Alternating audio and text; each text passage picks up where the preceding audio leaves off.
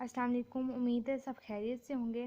सबसे पहले तो बहुत माजरत कि कुछ दिनों से मैंने अपनी कोई वीडियो यूट्यूब पे अपलोड नहीं की है, क्योंकि फाइनल पेपर्स की डेट बहुत करीब आ चुकी है। तो आज हमने मैथ का unit number 11 practical geometry start करना है। एक्सरसाइज 11.1 का क्वेश्चन नंबर 1 है, divide a line segment of length 6 centimetre into 3 congruent parts. अब हमने एक लाइन सेगमेंट ड्रॉ करनी है जिसकी लेंथ 6 सेंटीमीटर होगी और हमने उसे 3 पार्ट्स में डिवाइड करना है। आए अब हम इस क्वेश्चन को सॉल्व करते हैं।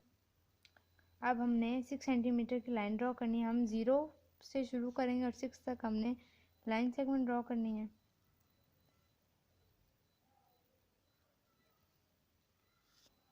लाइन सेगमेंट ड्रॉ करने के बाद हमने लाइन सेगमेंट के एक पॉइंट को हमने P का नाम दे देना है और दूसरे पॉइंट को हमने Q का नाम दे देना है।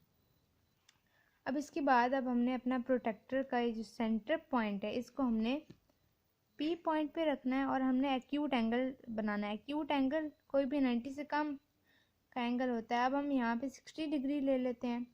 अगर हम ऊपर 60 डिग्री का एंगल ड्रॉ कर रहे हैं तो हमने नीचे भी 60 डिग्री का एंगल ही ड्रॉ करना है। ये अब हमने 60 डिग्री का यहाँ पॉइंट लगा दिया। उसके बाद हमने P पॉइंट को इस पॉइंट से ज्वाइन करके एक रे ड्रॉ करनी है। अब हमने इन दोनों पॉइंट्स को ज्वाइन करके एक रे ड्रॉ कर देनी है। अब बिल्कुल इसी तरह हमने नीचे भी ऐसे ही 60 डिग्री के रे ड्रॉ करनी है। इधर भी हमने बिल्कुल ऊपर की तरह हमने P पॉइंट पे अपना सेंटर पॉइंट रखना है प्रोटेक्टर का और 60 डिग्री का एंगल ड्रॉ करना है। 60 आप ये देख रहे हैं, ये 60 है तो हम यहाँ पे एक पॉइंट लगा देंगे। उसके बाद हमने इस Q पॉइंट को और इस पॉइंट को आपस में ज्वाइन कर देना है ताकि ये एक रे ड्रॉ हो जाए। अब हमने इन दोनों पॉइंट्स को ज्वाइन कर देना है तो ये हमारी एक रे बन गई है। ये ड्रॉ करने के बाद अब हम फिर एक दफ़ा अपने क्वेश्चन को देख लेते हैं। सो हमारे पास जो इस क्वेश्चन में जो दो वैल्यूज़ हैं वो है एक 6 सेंटीमीटर और एक 3 है। 6 सेंटीमीटर के लाइन सेगमेंट ड्रॉ करनी है और 3 पार्ट्स में हमने डिवाइड करना है। तो अब हमने 6 को 3 पे डिवाइड कर देना है। 6 को हम 3 से डिवाइड कर देंगे तो हमारे पास आंसर 2 आ जाएगा। तो हमने अपनी कंपास को 2 सेंटीमीटर तक खोल के आर्क्स लगानी है। अब हमने अपने रूलर को यूज़ करते हुए अपने कंपास को 2 सेंटीमीटर तक खोलना है। ये हम देख सकते हैं कि हमारी जो कंपास है वो 2 सेंटीमीटर तक ओपन हो चुकी है। अब हमने अपनी कंपास की निडल को P पॉइंट पे रखना है और हमने एक आर्क ड्रॉ करनी है।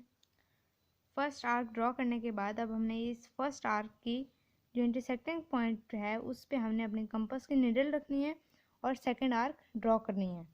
बिल्कुल इसी तरह ही अब हमने अपनी थर्ड आर्क ड्रॉ करनी है, क्योंकि हमने 3 पार्ट्स में डिवाइड करना है इस रे को।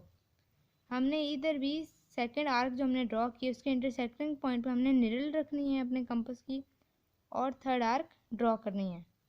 अब जैसे हमने ऊपर आर्क्स ड्रॉ किए हैं वैसे ही हमने बिल्कुल ऐसे ही हमने नीचे भी आर्क्स ड्रॉ करनी है। अब हमने अपने कंपास की निडल को हमने Q पॉइंट पे रख के एक आर्क ड्रॉ करनी है।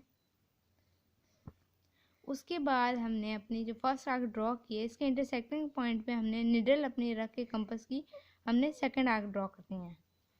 इसी तरह ही बिल्कुल हमने अपनी थर्ड आर्क भी ड्रॉ करनी है। इस आर्क के इंटरसेक्टिंग पॉइंट पे हमने अपनी निडल रखनी है कंपास की और थर्ड आर्क ड्रॉ कर देनी है। ये अब हमारी आर्क्स ड्रॉ हो गई हैं, ऊपर भी 3 और नीचे भी 3। अब हमने इन्हें आपस में ज्वाइन कर देना है। कैसे ज्वाइन करना है अब हम देखते हैं। अब हमने P पॉइंट को फर्स्ट आर्क के इंटरसेक्टिंग पॉइंट से ज्वाइन कर देना है। ये ज्वाइन करने के बाद हमारे पास ये जो फर्स्ट आर्क है इसे हमने सेकंड आर्क से ज्वाइन कर देना है, दोनों के इंटरसेक्टिंग पॉइंट्स को। इन्हें आप ज्वाइन करने के बाद अब हमारे पास जो सेकंड आर्क है इसके इंटरसेक्टिंग पॉइंट को हमने थर्ड आर्क के इंटरसेक्टिंग पॉइंट से ज्वाइन कर देना है।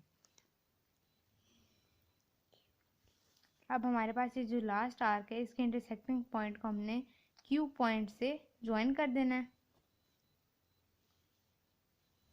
ये अब हमने इन्हें ज्वाइन कर दिया है तो ये हमारे पास एक डायग्राम आ गई है। अब हमने इनके बीच में जो हर एक बॉक्स के बीच में जो लेंथ है वो हमने लिख देनी है। हमारे पास क्या आया था, 6 को 3 से डिवाइड किया था तो 2 सेंटीमीटर, तो हर एक के दरमियान हमारे पास 2 सेंटीमीटर होना ज़रूरी है। आप इसको अपने स्केल से भी मेजर करके देख सकते हैं। अब हमने P पॉइंट पे अपने स्केल का जो 0 सेंटीमीटर है, 0 पॉइंट है, उसे हमने रखना है। और अपना हमारा जो ये 2 है वो हमारे पास ये जो लाइन है, फर्स्ट लाइन, इसमें आना चाहिए। तो हम ये देख सकते हैं कि हमारे पास ये 2 सेंटीमीटर इसकी भी लेंथ है और इन दोनों की भी 2 सेंटीमीटर ही है। तो ये हमारे पास ये जो क्वेश्चन है वो सॉल्व सही हो गया है।